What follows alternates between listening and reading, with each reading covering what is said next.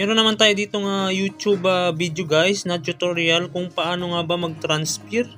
Ito nga tutorial ko na to guys ay 0p. Kumbaga wala tong bayad sa pag-transfer ninyo itong WorldCoin to Bitkit to GCash. Ngayon panoorin nyo itong video na to step by step.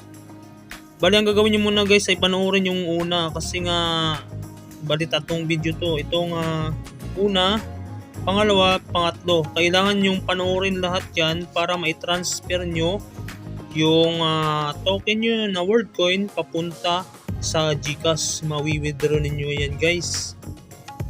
Ngayon guys, i-like nyo lang yung video na to guys at saka mag-subscribe lang kayo dito kay TrendCoins. Click nyo lang yung subscribe at saka click nyo lang yung bell para ma-update kayo sa mga bago nating video na i-upload. Maraming salamat guys and God bless.